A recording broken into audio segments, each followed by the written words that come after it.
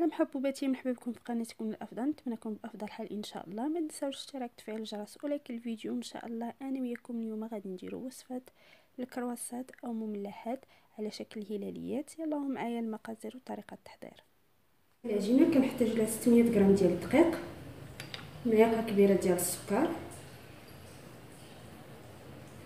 معلقه ديال غبره نيدو،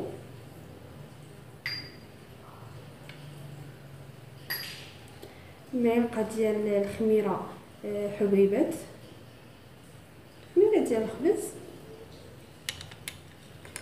كنديروا المليحه قريصه ديال الملحه،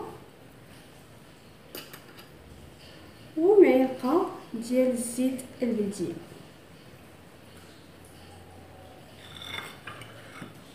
معلقه السكر، معلقه حليب غبره، معلقه الخميره والملحه، وكنعجنوا بالماء دافي.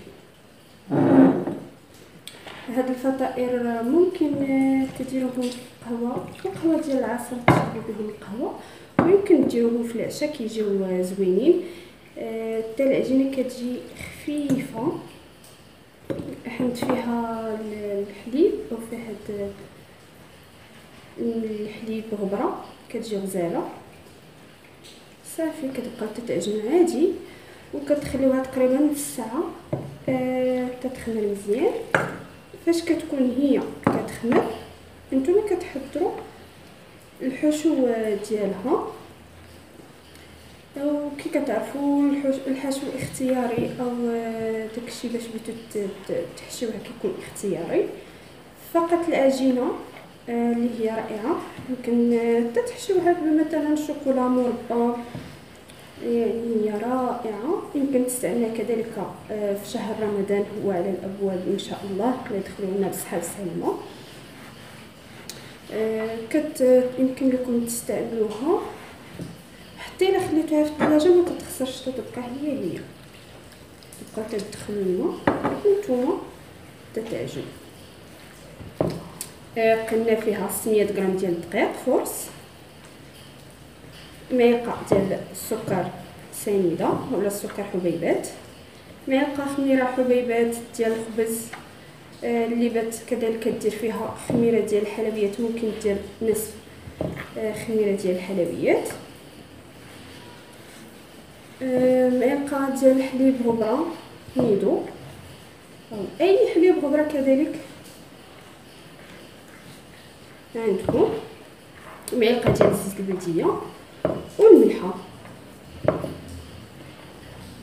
واخا كتشوفوها هكا تسميتو هي الدقيق كيشرب الماء فقط. غادي نزيد غادي نبقى كنعجنو. كندير واحد لكم يعني واخا كتكون طريه كتبقاو تتعجنوا فيها حتى تتنسجم. الا لقيتوها جاريه بزاف كتزيدوا ليها شويه ديال الدقيق.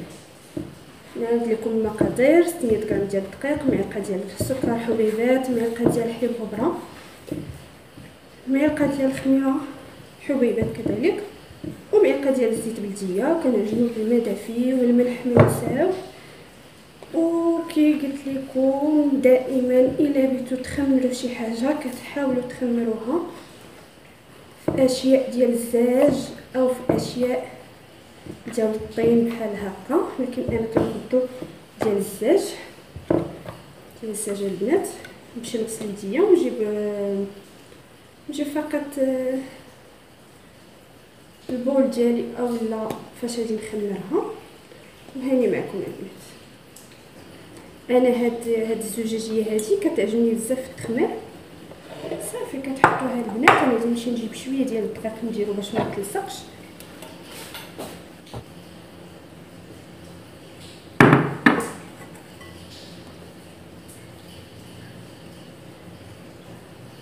فقط هي شويه وتديروها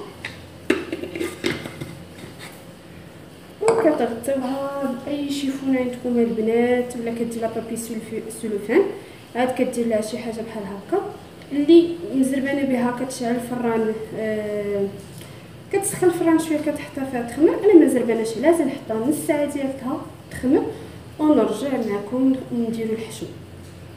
بالنسبه للحشوه البنات كتكون اختياريه، نتوما اللي كتبغيو. انا كنفضل تكون فيها الخضره او مثلا شويه ديال الكفته او شويه ديال اللحوم او الدواجن.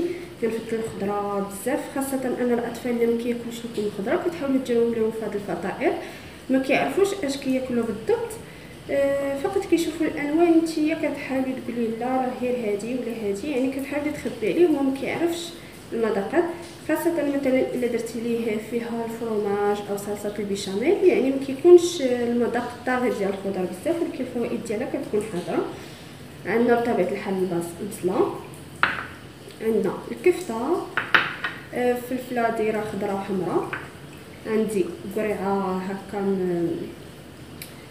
حكاها يعني اولا بشرتها في الحكاكه. عندي كذلك البطاطا، يعني البطاطا ملي كتحكاها ما كتاخذش وقت طويل. بالنسبه للتوابل عندي الملحه، الابزار، سكنجبير، تحميره وشويه ديال الثوم كذلك، زيت المائده. وفي الاخير غادي ندير البيشاميل، يعني نتوما كتعرفوا البيشاميل هو معلقه ديال الزبده، معلقه ديال الدقيق، ربع لتر حليب وقليل من الملحه والابزار وجوز الطيب. بالنسبه اللي ما باش دير البيشاميل ممكن دير الفرماج او ممكن دير صلصه الطماطم. نبداو على بركه الله. اول حاجه كتبداو بها هي كتقليو الزيت، هي كتقليو عفوا البصله في الزيت، كتقليو البصله في الزيت والفلفله، الاشياء اللي كتاخذ وقت طويل في النضج ديالها، وكتحاولوا تقويو عليها النار باش واخا تطلق داك الماء ديالها ما تطلقوش بكميه كثيره. بسم الله. عاد كتضيفوا ليها الكفته والقريعه والبطاطا حتى هي. انا دابا غادي نخلي هاد الاشياء فقط شويه ديال الملح والابزار. عاد في الاخير غادي ندير جميع التوابل، غادي نمشي نديرهم على النار قبل ندير لهم المليحه والكمون ونرجع لكم. البصله ديالنا والفلفله كنزيدو عليها هاد البطاطا ديالنا،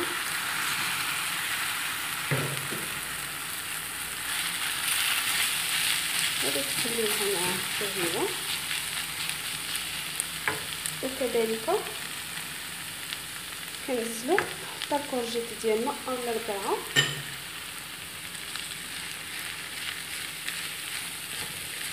صافي كنبداو كنخليو حتى كنشوفو البصله ديالنا وعفوا حتى كنشوفو البطاطا ديالنا والقرعه ديالنا نزلو، يعني ندخلهم الثياب شويه. كنزيدو ديك الكفيته، حيت الكفته كي كتعرفوا دغيا تيدخلها الثياب، وكذلك الا ما طابتش غادي ندخلوها الخضان عاد تكمل الثياب. دابا غادي ندير الملحه، نزيد الملحه، نزيد سكنجبير، نزيد كذلك الابزار، تحميره،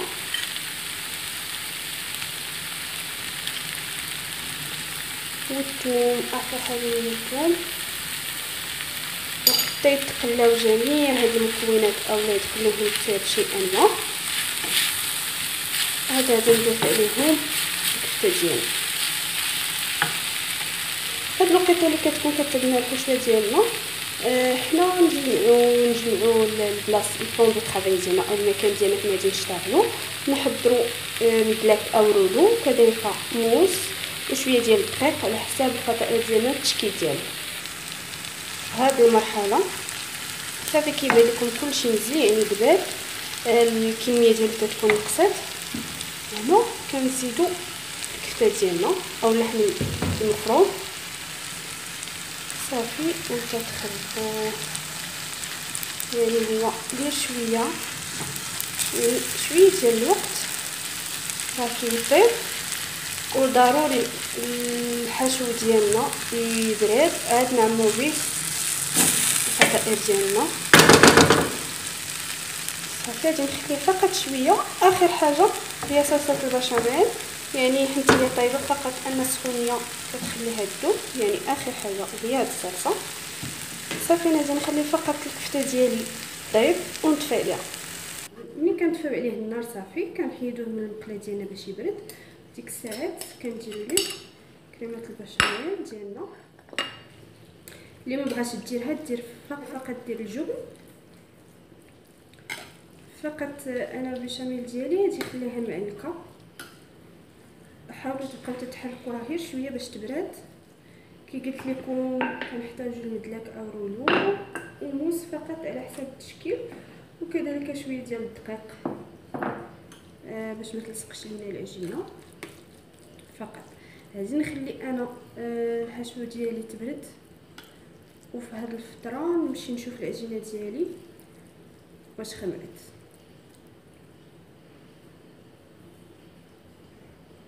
هي العجينه ديالنا باش تشوفوا خمرات.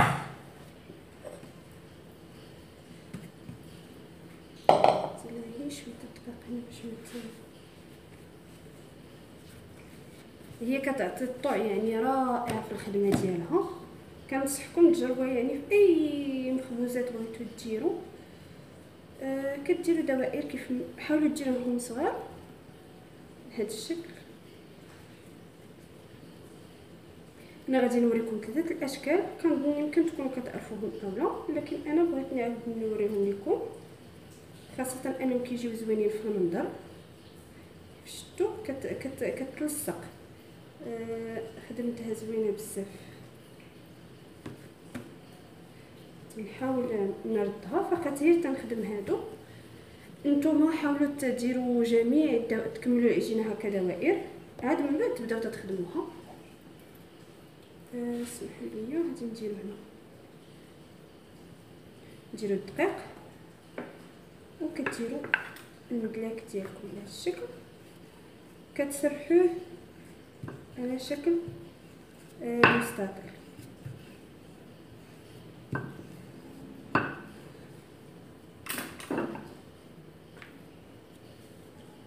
اسمحوا لي انا فقط نحيد هذا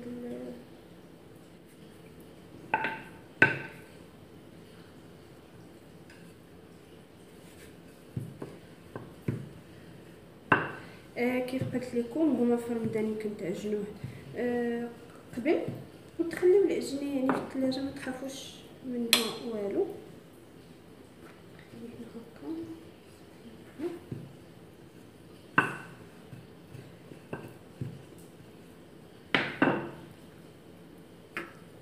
هكا كتاخذوا كميه ديال الحشو ديالنا كديروه هنا في هذا الجانب. حاولوا تبسطوها. بالنسبه للحشوه ممكن ديروا بطاطا مسلوقه وطون قزبر ومعدنوس، ممكن ديروا لا داندو بصيله مطيشه هكا. كتبقاو حاولوا تسدوا من الجنب وبقاو غاديين تدوروا. كتجيو حتى لهنا، حاولوا تبسطوا شويه التحيديه. كتجيو لهنا وكديروا شريطات على هذا الشكل. حاولوا الموس ديالكم يكون ماضي باش العجينه ما تبقاش تتلصق على هذا الشكل.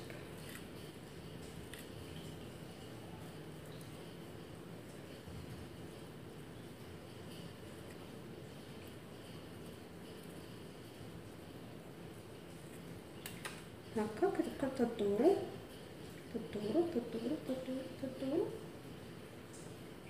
وكتبقاو تدير لهم على هذا الشكل. يعني كتحاولوا تلصقوهم وهما كيلصقوا، يعني ما تخافوش عليهم.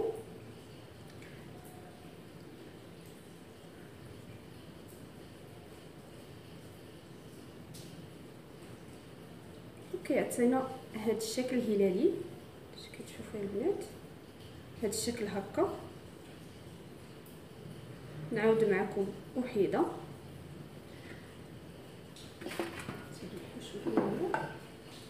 اللافا حاولوا تدهنوها يا اما بالزيت يا اما فقط لا فارين هكا. دردروها هكا لا فارين، متخافوش.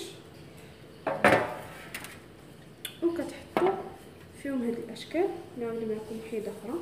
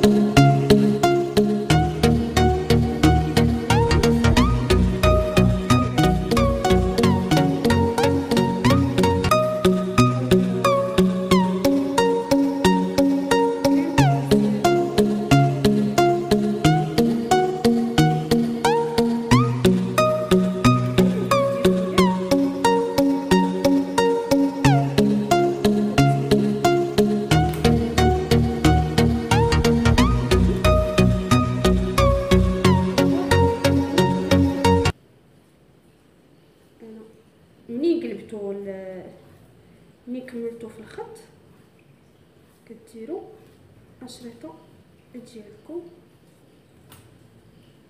هكا، يولي عندكم بحال الشاشيات بحال الشاشيات ديال الجليليبات هكا. تبقى غاديين تدوروا، متخافوش منهم، يعني مسكوهم غير في اللور.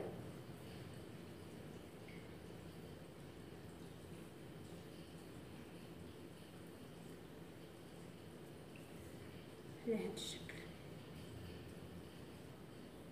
باش تيبان لكم. بالنسبه للشكل الثاني ممكن ديروا هكا على شكل بحال تديروا مطلعات صغار، بحال تديروا مطلعات صغيورين بهذا الشكل هكا. ديروا الحشوه الوسط وتتجمعوا الجنيبات، تتجمعوا هادو على هذا الشكل.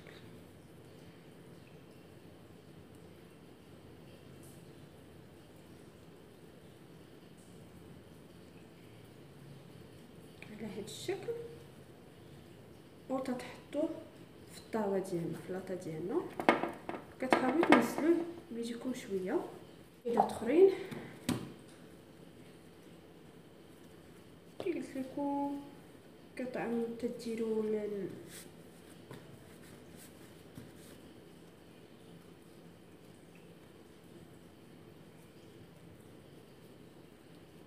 الشكل، يعني اللي عندها اللي بتديرهم هكا على بحال مطلعات ديرهم بحال هكا هلاليات، بدير بحال العشيشات. انا نوريكم في واحد جوجات اخرين، نوريكم العشيشات صافي بحال هكا. يعني حاولوا نتوما ديروا الكريسات ديالكم كاملين ديرهم هكا، ومن بعد تكملوا في الخدمه ديالكم. بالنسبه للعشيشات كديروا حاولوا تقادوها مزيان، حاولوا تقادوا هاد الدائره مزيان. كتجيبوا كاس كيكون عنده قاعده بحال هكا دقيق، وعاودوا ديروه.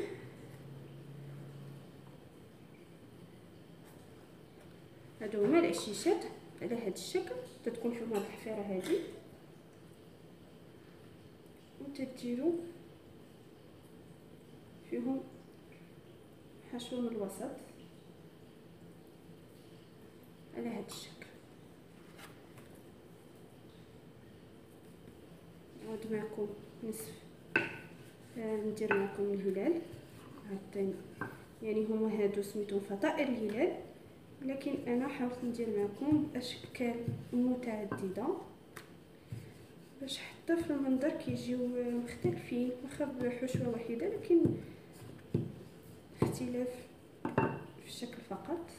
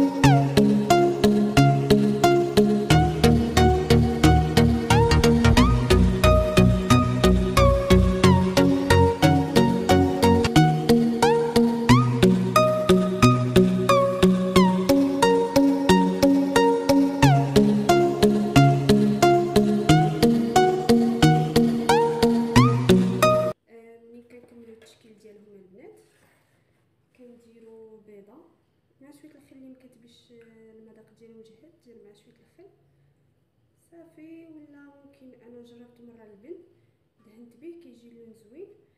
بالنسبه للبنات اللي كيقولوا ما تيخرجش اللون احمر كيف كيبان، حاولوا تدهنوهم جوج الخضرات، يعني فاش تبي تنزليه لتحت عاودي دهنيه باش يجي داك اللون. الفران كيكون مسخن من قبل، يعني كل وحده وفرانها ما يمكنش يعني نتحكموا في درجه الفران ديال اي وحده. اللي بغات دهنوا بالبافو بالجنجلان بالسان بافو هو الساندويتش تدهنوا وتدخلوا يطيب. اللي بغات ديروا فرماج حمر دير فرماج حمر.